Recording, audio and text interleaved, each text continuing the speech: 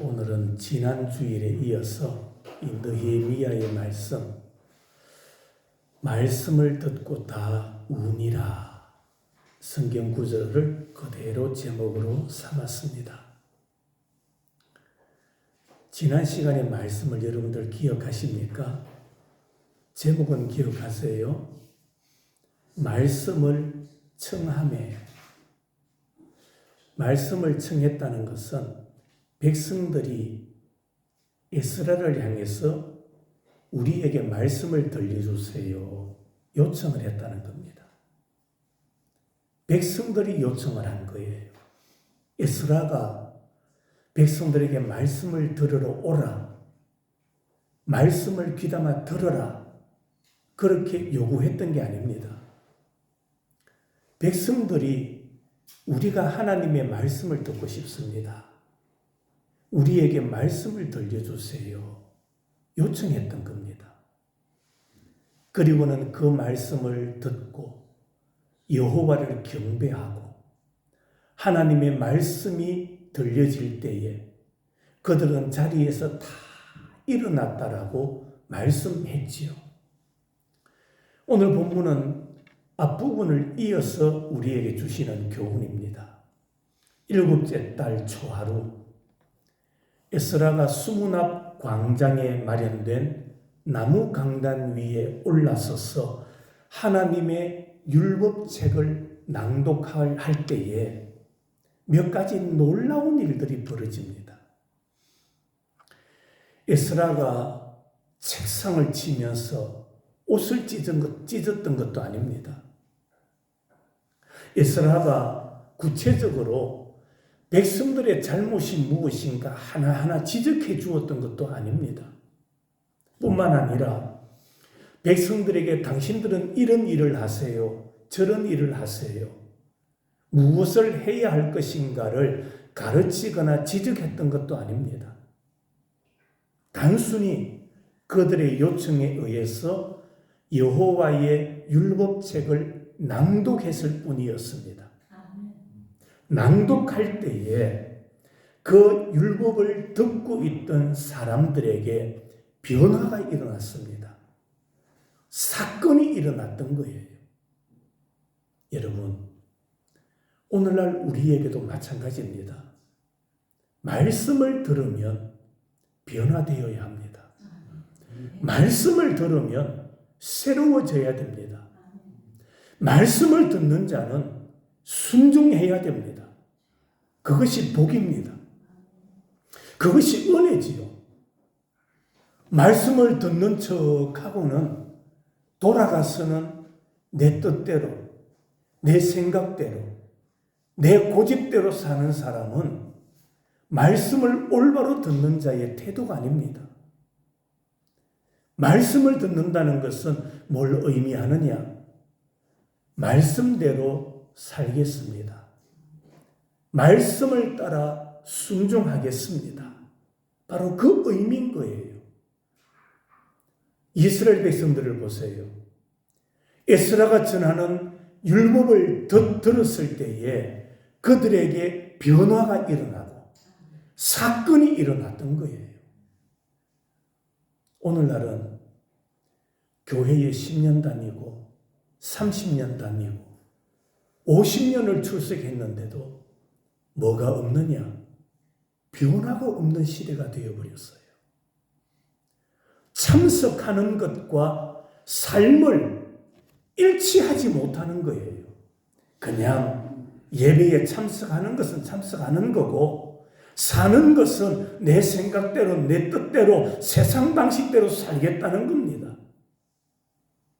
하나님은 그런 것을 원하지 않습니다. 말씀을 들었으면 듣고 변화되기를 원하십니다. 새로워지기를 원하십니다. 말씀을 듣고 새 사람이 되기를 원하시는 것, 그것이 바로 하나님의 생각이고 하나님의 뜻입니다. 에스라가 읽는 여호와의 율법책을 들었던 이스라엘 백성들, 그들에게는 어떤 사건이 있었으며 어떤 변화가 있었느냐? 그 첫 번째로 말씀을 듣던 백성들이 아멘, 아멘으로 화답했다는 겁니다. 6절 말씀 한번 보십시오. 에스라가 위대하신 하나님 여호와를 송축하며 모든 백성이 손을 들고 뭐 합니까? 아멘, 아멘 하고 라고 말합니다. 아멘. 아멘이라는 말은 진실로라는 뜻입니다. 진실로. 아멘. 이 말은 동의합니다. 공감합니다. 그런 뜻을 가지고 있습니다.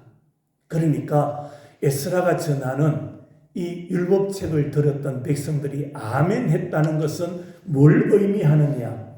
에스라가 읽고 있는 이 말씀이 진실임을 우리는 믿습니다. 우리는 압니다. 그 뜻인 거예요.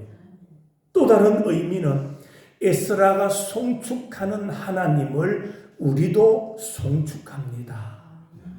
에스라가 하나님을 향하여 크고 높으신 분으로 믿는 것처럼 우리도 그렇게 믿습니다. 그게 아멘, 아멘인 거예요. 에스라만 하나님을 높이고 경외하는 것이 아니라 오늘 말씀을 듣고 있는 우리 백성 모두도 동일하게 에스라와 같은 마음으로 하나님을 높입니다. 하나님을 경배합니다. 그 뜻으로 아멘, 아멘 했던 겁니다. 성도들이 말씀을 들을 때에 말씀 듣는 태도를 크게 보면 두 가지로 나눌 수가 있습니다. 하나는 오늘 본문처럼 말씀을 듣고 아멘 하는 태도입니다. 예를 하나 들어볼게요. 사도행전 2장에 보면 베드로의 긴 설교가 나옵니다. 베드로의 설교를 들었던 사람들의 반응이 사도행전 2장 37절에 기록되어 있어요. 이렇게 말합니다. 그들이 이 말을 듣고 마음에 찔려 베드로와 다른 사도들에게 물어 이르되 형제들아 우리가 어찌할꼬 하거늘. 무슨 말입니까? 말씀을 듣고 마음에 찔려 그들이 뭘 했다는 겁니까? 회개했다라는 겁니다. 말씀을 듣는 자들 가운데 첫 번째 부류는 말씀을 듣고 아멘하며 회개하는 사람들이 있습니다. 그런가 하면 두 번째 태도는 말씀을 듣고 저항하는 태도입니다.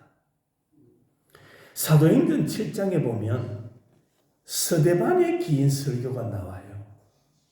사도행전 2장에서는 베드로의 설교가 나오고 7장에서는 스데반의 설교가 나오는데 스데반의 설교를 들었던 사람들의 반응은 어떠했느냐? 사도행전 7장 54절에 이렇게 기록합니다. 그들이 이 말을 듣고 마음에 찔려 그를 향하여 이를 갈그늘. 스데반의 설교를 들었던 사람들의 반응이 어떠했습니까? 이를 갈았다라고 말합니다. 자, 저를 보세요.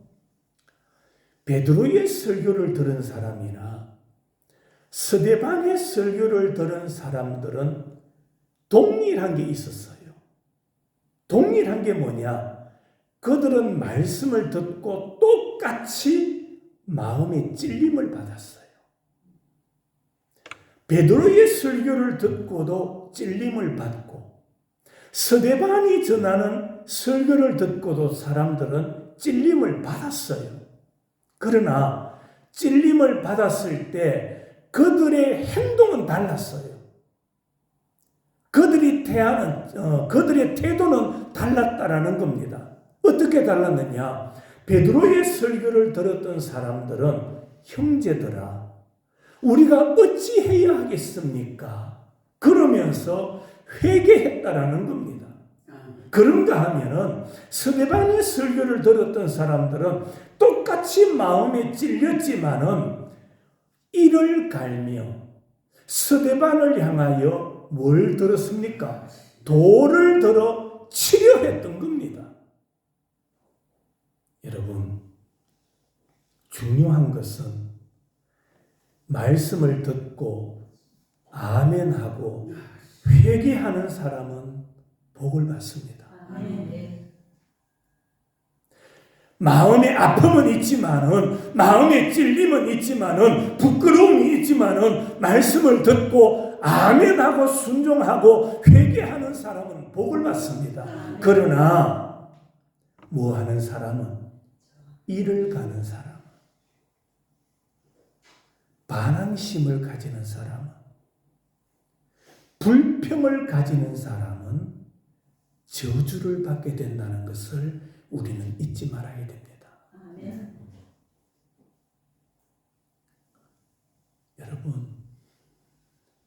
여러분은 말씀을 어떻게 받습니까? 아멘하고 순종하고 회개하며 말씀을 받습니까? 아니면은 마음에 이를 갈며 저항하며 말씀은 말씀이요 삶은 삶이다 그러면서 자기 뜻대로 말씀을 받고 불순종하는 길을 걸어가고 있습니까? 에스라가 전하는 하나님의 말씀을 들었던 이스라엘 백성들, 그들은 회개하며 순종하며 말씀의 길을 따랐다라는 것을 우리는 잊지 말아야 됩니다. 두 번째로 에스라가 전하는 말씀을 들었던 백성들의 태도는 어떠했느냐? 백성들은 말씀을 들으며 하나님을 경외했다라고 말합니다. 하나님을 경외했다. 오늘 6절 뒷부분을 한번 봅니다. 몸을 굽혀 얼굴은 어떻게 합니까? 땅에 대고 여호와께 뭐하였다? 경배하니라. 에스라를 통해서 하나님을 송축하는 말씀이 낭독되자 백성들은 모두가 한결같이 아멘 아멘으로 화답했을 뿐만 아니라 무릎을 꿇고 얼굴을 땅에 대며 하나님을 경배했다라고 말합니다. 무릎을 꿇고 얼굴을 땅에 대고 하나님을 경배했다. 이것은 종이 주인을 대하는 태도입니다. 노예가 주인을 경배할 때 취하는 태도라는 말입니다. 오늘 우리가 하나님 앞에 땅에 엎드려 여호와를 경배해야 되는 이유가 뭐냐? 하나님은 위대하신 창조자 하나님이시요. 우리는 그의 피조물이기 때문에 하나님 앞에 엎드려 경배해야 하는 겁니다. 아무리 똑똑한 것 같고 잘난 것 같고 부유한 것 같아도 인간은 피조물에 불과하다는 사실을 잊지 말아야 합니다. 하나님이 우리를 지으셨기 때문에 우리가 존재하게 되는 겁니다. 그래서 우리는 하나님을 경배하는 겁니다. 사람에게는 경배의 대상이 매우 중요합니다. 누구를 믿고 누구를 따르고 누구에게 경배하느냐에 따라서 그 사람의 행과 불행이 나뉘어지는 것입니다. 우리 기독교의 신앙 고백은 하나님 우편에 앉아 계시다가 저리로서 산자와 죽은 자를 심판하러 오실 하나님을 믿고 경배하는 겁니다. 그게 우리의 신앙입니다. 그것이 우리의 신앙 고백인 거예요. 사람이 누구를 경배하느냐에 따라서 그 사람이 천국에 갈 수도 있고 지옥에 갈 수도 있는 겁니다. 여러분, 말씀을 듣고 또 말씀을 듣고 말씀이 내 안에 축적되고 말씀이 쌓이고 그럴수록 우리는 더 하나님을 경배하시기를 바랍니다.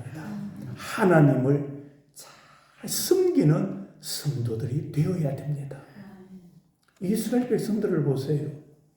에스라가 전하는 하나님의 말씀을 듣고 그들은 땅에 엎드려 하나님을 뭐하였다? 경배했다. 우리가 말씀을 들을수록 더 신앙이 좋아야 돼요. 신앙심이 깊어야 돼요. 저 밖에 나갔어도 가족들이 볼 때도 이야, 우리 아버지가 진짜 예수 믿는 사람답다. 그런 소리 듣도록 달라져야 돼요. 교회는 오는데 밖에 나가서 상소리하고 세상 사람들하고 친하고 제가 이전에 있던 교회에 이렇게 농사를 많이 짓고 또 막노동을 하는 장립 집사님이 계셨어요. 제가 직접 듣지는 못했죠. 그런데 소문이라는 것은 다 돌아오는 거예요. 소문은 다 도는 겁니다. 무슨 소문이 도느냐? 이 사람은 새벽 기도도 열심히 나와요. 예배에 빠지지 않아요. 그래서 교회에 장립 집사님까지 되었어요. 그런데 일터에 가면 사람들과 대화가 달라져요. 제일 먼저 대화가 시작되는데 무엇으로 시작하느냐? 욕이라는 겁니다. 그 입에서 욕이 먼저 나온다는 겁니다. 그래서 그 소리를 들었던 사람들이 목사님, 저분은 일은 참 잘하는데 입이 거칠어요. 말만 하면 욕이에요. 욕으로 말이 시작돼요. 덕스럽지 않은 거예요. 사람들이 그 사람은 교회 다닌다는 것 알고 집사라는 것 알고 다 알아요. 그런데 말하는 것 보면은 입이 거칠고 욕으로 시작하고 그러니까 하나님께 영광이 되지 않는 겁니다. 우리가 말씀을 들을수록 우리가 변화되어야 돼요. 새로워져야 돼요. 내 입이 거칠었다면 그것이 자꾸 변화되어야 돼요. 새로워져야 돼요. 마음이 새로워져야 되고 생각이 새로워져야 되는 거예요. 그것이 하나님을 섬기는, 하나님을 경배하는 성도의 자세라는 겁니다. 세 번째로 율법의 말씀을 들었던 모든 백성이 말씀을 듣고는 뭐 했느냐? 울었다라고 말합니다. 말씀을 듣고 울었다. 오늘 9절 말씀입니다. 백성이 율법의 말씀을 듣고 다 뭐 하였다? 우는지라. 울었다. 구약에 보면 요나가 나옵니다. 요나가. 그가 어느 성에 갑니까? 니느웨 성에 가죠. 니느웨 성에 가서 40일 후에 이 성이 망한다. 회개해야 된다. 이 성은 멸망할 것이다 라고 외쳤습니다. 그때 요나가 외치는 말씀을 듣고 백성과 대신과 왕이 누구까지? 왕까지 굵은 베옷을 입고 죄를 머리에 뒤집어 쓰고 회개했다라고 말합니다. 결론은 니느웨 성은 구원을 받았습니다. 하나님의 말씀이 선포될 때에 그 말씀을 듣고 깨닫고 왕으로부터 대신과 백성에 이르기까지 깨닫고 죄를 뒤집어 서고 울며 하나님 앞에 회개합니다. 그 결과 니느웨 성이 구원을 받았습니다. 하지만 그 반대로 구약의 소돔 고모라 성이 나옵니다. 소돔 고모라. 그 성은 잘 사는 곳이었습니다. 성경에 보면 먹고 마시고 즐기고 향락에 빠져 있는 성이었다고 말합니다. 그런데 그들을 향하여 누가 외칩니까? 롯이 외치는 거예요. 하나님의 말씀을 외쳤어요. 말씀을 외쳤더니 그 말씀을 듣는 사람들의 반응은 어떠했느냐? 롯이 전하는 말씀을 무시했어요. 롯의 사위들은 그 말을 무엇으로 여겼다? 농담으로 여겼어요.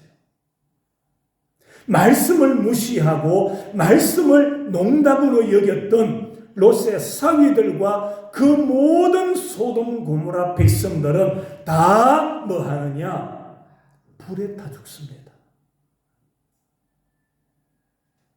말씀을 듣고 찔림을 받을 때 회개하고 죄를 뒤집어 쓰고 하나님 앞에 엎드릴 때 자기만이 아니라 온 성이 구원을 받았습니다. 그러나 말씀을 무시하고 농담으로 여겼더니 자기 자신만이 아니라 소돔 고모라 성이 불에 타 멸망하게 되었던 겁니다. 여러분, 오늘 본문에도 보면 수문 앞 광장 에스라가 전하는 하나님의 말씀을 들었던 백성들, 그들은 어떻게 합니까? 말씀을 듣고 다 우는지라. 사람이 우는 것은 크게 두 가지입니다. 하나는 너무 좋을 때 눈물 납니다. 즐거울 때 눈물 나는 거예요. 맞아요, 아니에요? 막 좋은 일이 있으면 눈물 나는 거예요. 반대로 언제 눈물 납니까? 슬플 때 눈물을 흘리는 거예요. 이스라엘 백성들은 말씀을 듣고 회개하고 눈물을 흘렸던 겁니다. 우리도 그리고 우리나라도 지금 하나님 앞에 겸허하게 옷을 찢고 회개해야 될 시점에 왔습니다. 우리나라가 이대로 그냥 흘러가면은요, 사상적으로 혼란이 오는 거예요. 이것을 그냥 방치해 두면은 우리가 이야기하지 않습니까?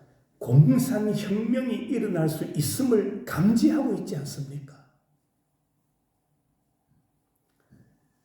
오늘 우리가 사는 시대의 비극이 뭡니까? 이것은 나 자신 개인만의 문제가 아니고 우리나라의 문제요, 한국 교회의 문제입니다. 가장 큰 비극이 뭐냐? 내 가슴은 치지 아니하고 남의 가슴을 치고 있는 거예요. 내 옷을 찢어야 되는데 내 옷은 찢지 아니하고 남의 옷을 갈기갈기 찢고 있다라는 겁니다.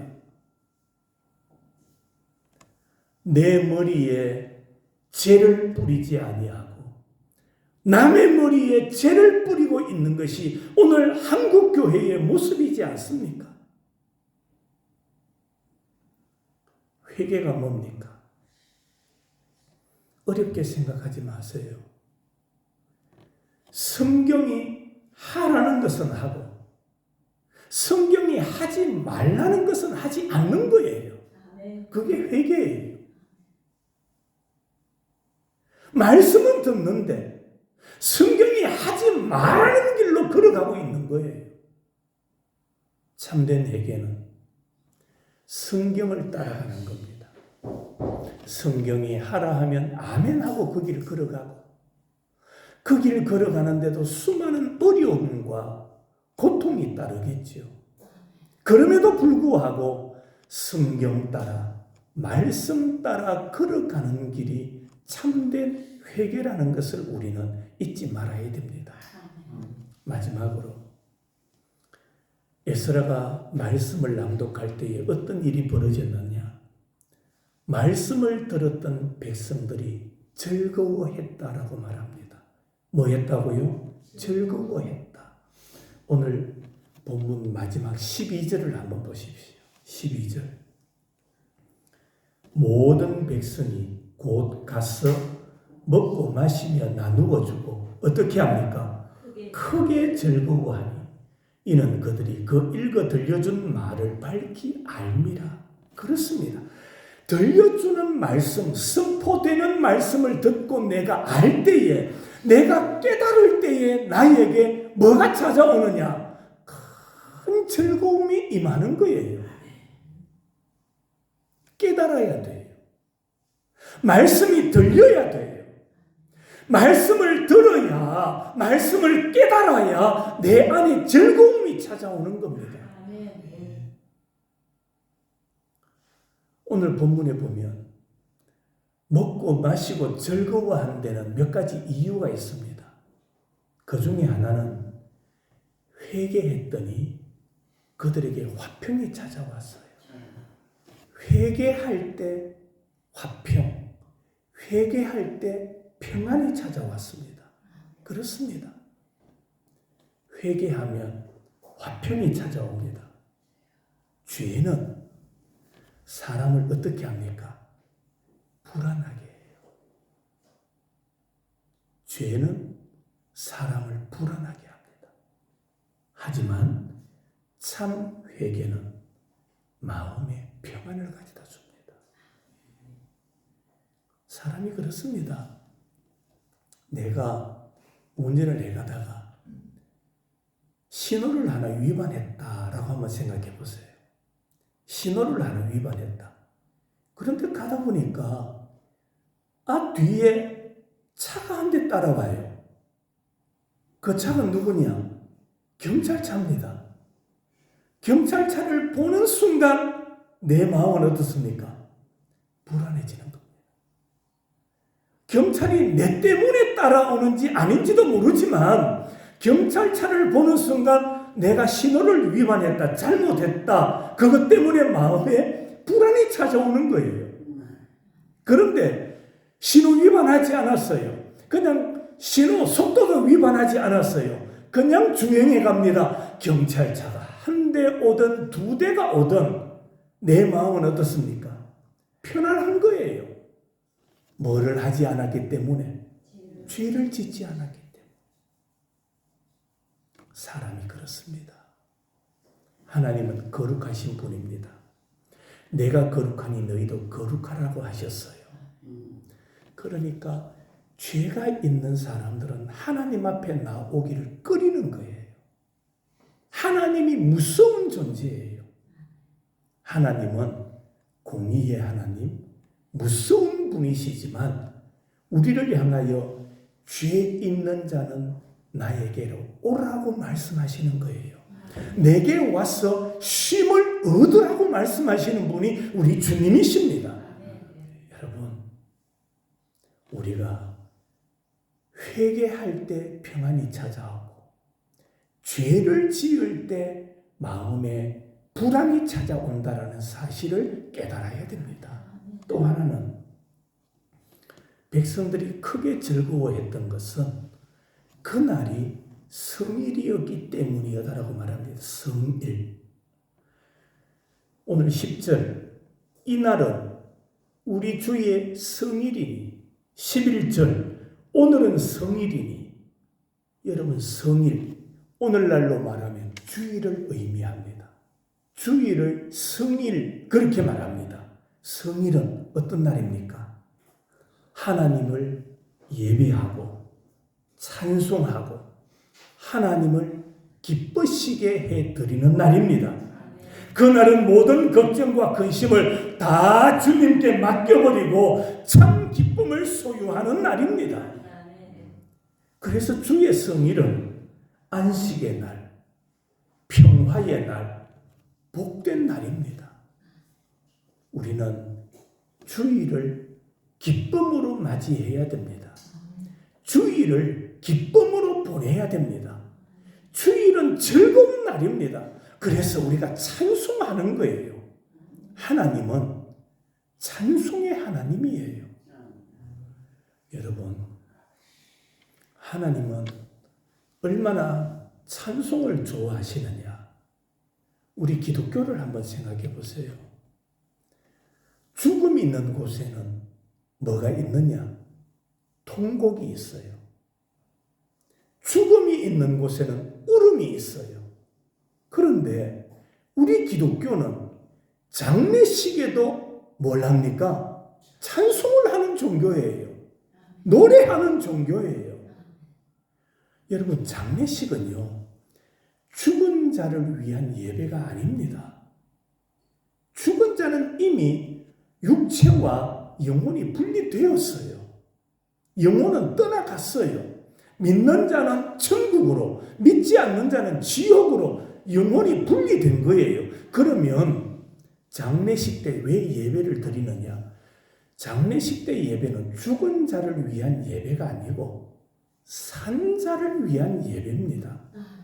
유족들, 그리고 그곳에 찾아온 사람들을 위한 예배지 죽은 자를 위한 예배는 아니에요. 왜? 하나님은 죽은 자의 하나님이 아니라 누구의 하나님이십니까? 산 자의 하나님이시기 때문입니다. 그래서 여러분, 죽어서 잘 되고 아무런 소용없습니다. 살았을 때 하나님을 잘 섬기고, 살았을 때 하나님을 경배하고, 살았을 때 하나님을 예배하고, 그래서 하나님은 우리의 예배를 받으시는 겁니다. 우리는 말씀을 기쁨으로 실천해야 됩니다. 그럴 때에 그곳에 하나님의 임재의 역사가 나타나는 것입니다. 말씀을 마칩니다. 그날 주시는 하나님의 말씀을 잘 깨달으시기를 바랍니다. 오늘 12절 마지막에도 그 읽어 들려준 말을 밝히 뭐해야 하였다? 알미라 라고 말합니다. 알았다. 우리는 말씀을 잘 깨달아야 돼요. 말씀을 깨닫지 못하면 오해합니다. 말씀을 깨닫지 못하면 시험에 듭니다. 똑같이 설교를 들어놓고 어떤 사람은 은혜 받고 어떤 사람은 시험에 드는 거예요. 그 이유가 뭐냐? 말씀을 하지 못했기 때문에, 깨닫지 못했기 때문에, 알지 못하기 때문에 나타나는 현상인 겁니다. 말씀을 깨달아야 기쁨이 넘치고 삶의 의미가 깊어지는 겁니다. 말씀을 듣고 은혜 받는 사람들의 공통점이 있습니다. 말씀을 듣고 은혜 받는 사람들의 공통점이 뭐냐? 목사님, 어쩌면 그렇게 내 사정을 아시고 낱낱이 그렇게 말씀해 주십니까? 그게 은혜 받은 사람의 태도입니다. 그러나 은혜 받지 못한 사람들의 태도는 어떤지 아십니까? 아이고, 목사님이 오늘도 내 말 안 해. 오늘도 나를 때리네. 그러는 거예요. 말씀을 깨달아 알면 은혜가 되지만 말씀을 깨달아 알지 못하니 시험에 드는 겁니다. 성도 여러분, 말씀을 듣고 변화됩시다. 말씀을 듣고 힘을 냅시다. 말씀을 듣고 기뻐하며 살아가는 여러분들이 되십시오. 오늘도 말씀을 듣고 돌아가서 여러분의 영혼에 기쁨이 있어야 돼요. 말씀을 듣고 돌아갔을 때 내 안에 즐거움이 있어야 돼요. 그리고 그 말씀으로 인하여 변화가 있어야 돼요.